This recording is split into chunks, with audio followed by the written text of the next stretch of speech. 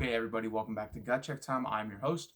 Today, we're going to be talking about NFL Championship Week, Titans versus Chiefs, Packers versus 49ers. I think these are going to be two pretty good games, and we're going to get right into that. But before I start, can you please hit that like button? Please subscribe down below. It really helps out the channel a lot. Please. Thank you.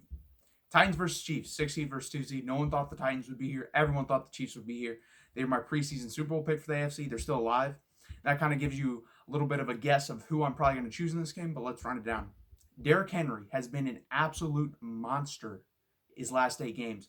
He has 1,273 yards in the last 8 games played, including the playoffs, and that would rank 5th on the whole season of all running backs. 5th in 8 games. That's insane. He's been on a hell of a run. 377 yards on 64 attempts. That's 5.9 yards per carry versus the Patriots, who are one of the best defenses in the league. And then he did that versus the Ravens, who played fantastic down the stretch defensively. Ryan Tannehill hasn't had to do much. He's 14 of 29 for 4 total touchdowns and 160 yards passing. That's nothing. The Titans, obviously, the key to the game, feed Henry at least 30 times, see what he can do. For the Chiefs, to me, you have to hold him at 4.5 yards per carry max. So 30 carries, 4.5 yards per carry, that's about 140 yards. You have to be able to do that. Otherwise, you're going to lose this game. You can't if he gets 5.9 yards per carry or anywhere near that, like 5.5 or up, they're winning this football game if they feed him 25 times. Now, if for some reason they get behind and they decide to throw the football, I don't see them being able to do that. I haven't checked the injury status today, but I know Chris Jones has been questionable. He's been trying to go. He has a calf strain. He is going to be huge for the interior defensive line for the Chiefs. He's the third best defensive tackle, in my opinion, in all of the NFL. Aaron Donald, Fletcher Cox, then him. And he may be even second. You can argue with me for Fletcher Cox. Obviously, Aaron Donald's the best in football. They need him. They need him really bad for Derrick Henry, and I don't like things coming out of the Chiefs camp right now. Stop talking smack about Derrick Henry. You saw what happened when Earl Thomas did it, and he got turned around and pushed in the back. Frank Clark, you can't be saying that stuff. He's not that hard to tackle. The guy's a beast. He's 6'3", 249 pounds. He's hard to tackle. It's like a freight train coming at you, especially when he gets ahead of steam. Your best bet is probably a lot of run blitzes when you think they're running. So if I'm the Titans, I hit a lot of play action passes early on in the first quarter or two, to keep him honest, because I see Steve Spagnuolo bringing, like I said, a lot of run blitzes, because that's the only way you can stop him. If he gets ahead of steam, he's getting at least 4 yards every time he touches the football. You have to hit him in the backfield so he can't get ahead of steam. Like I said, it's like a train coming at you when he gets ahead of steam. For the Chiefs, keep doing what you've been doing the whole year. Patrick Mahomes has been really good. He was out for, I believe, 3 weeks when he dislocated his knee versus my Broncos. They still killed us anyways. And these teams already played. It was actually Mahomes' first game back. He played well in that game, but they lost to him 35-32. A lot of weird plays in that game. I know there was a botch snapped, a botch punt, I believe, by the Chiefs. Just a weird game. And Andy Reid is actually 1-8 versus the Titans. It's the one team he can't beat. He struggles with teams that like to pound the ball against him. No offense to Andy Reid. He may be a big guy, but he's a finesse type of guy. He doesn't like to get in boxing matches. He likes to play basketball. He likes to run up and down the field with his teams, get the ball out quickly, let the speed play, and he's got a lot of speed to play with. Travis Kelce's really good and fastest tight end. Obviously, Tyreek Hill, probably the fastest man in football. I think the Chiefs are going to win this game. I think they're going to win this game probably. Now, this is just off the top of my head. I didn't even go into this thinking about the score. I'm going to take the Chiefs 28, Titans 23.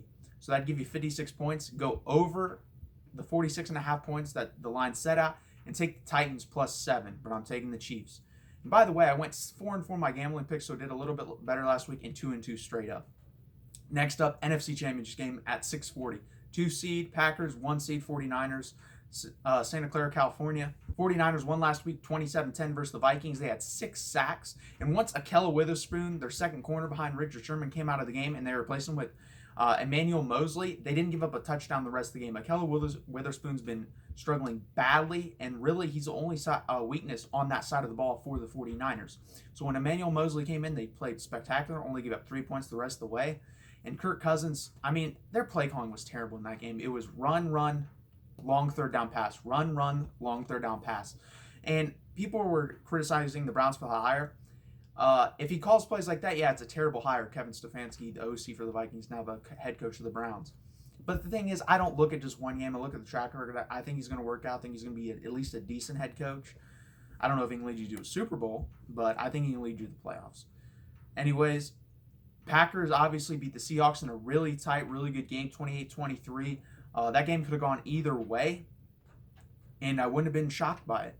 Like I said, I picked the Seahawks in that game, but I thought it was going to be, I picked 24-23 Seahawks, 28-23 Packers. And the reason was they didn't protect Russell Wilson very well. Like I said, if that didn't happen, they'd get beat. And they didn't run the ball well. Russell Wilson did all he could to try to win them that game with his legs and with his arm, but couldn't do it. These two teams played week 12. And Aaron Rodgers probably had one of his two worst games ever. It was either this game or versus my 2015 Broncos. He only threw for 77 yards in that game. He only threw for like 112 yards on 33 attempts, which is terrible. For the Packers to even keep this game close, you're going to have to get Aaron Jones going. If I'm the 49ers, that's the one thing they don't do well. The front four or front seven really get after the quarterback. They don't really do well against the run. If I'm the Packers, you have to run the ball. You have to have at least 30 carries in this game. You had 30 carries last week versus the Seahawks for 109 yards, and you had 27 pass attempts for 243 yards. I like that balance, but the production needs to be bigger in this game for you to be able to beat the 49ers. I don't know if that's going to happen. For the 49ers, you're going to have to do what you've been doing. Run the ball, hit play action, run the ball, hit play action. Jimmy Garoppolo, it was funny watching the Vikings in San Francisco last week. Jimmy Garoppolo and Kirk Cousins, very similar. They run a pretty similar offense as well, with Gary Kubiak's zone run influence, and then Kyle Shanahan came off the same tree. Mike Shanahan and his father, zone run game, and they run pretty much the same offense. I think Kyle Shanahan runs his sequences a little bit better, and I also think he has a little bit more creativity than Gary Kubiak. But the thing is, it's pretty much similar offense, and Jimmy Garoppolo and Kirk Cousins remind me so much of each other. If you rely on them to pass 35 to 40 times, most of the time you're going to get burned unless it's versus average defenses. Then they can do it. But if it's versus a good defense, they're going to turn the ball over multiple times. So to me, and I think the Packers are good enough to do that, they need to do the same thing they've been doing. They need to do a lot of running plays and then hit play action off that and capitalize when they get the play action to take big shots down the field with Deebo Samuel and Emmanuel Sanders. I think whatever team runs the ball the best in this game wins this game. I think that's what it comes down to. And I'm going to trust the 49ers to do that. You know, it's really hard for me to pick a team that beat one team by 4 touchdowns about 2.5 months ago, and I'm not going to pick against them. So I'm going to take the 49ers 35, the Packers 27. That would get you to 62 points, which would be over 52 points, and I'm taking the 49ers minus 7.5 because that's 8 points. That'll do it for my NFL championship game predictions. Can you please hit that like button? Please subscribe. I'm going to go out with my college football year in review video next week, probably Tuesday or Wednesday. Please stay tuned for that. Thank you.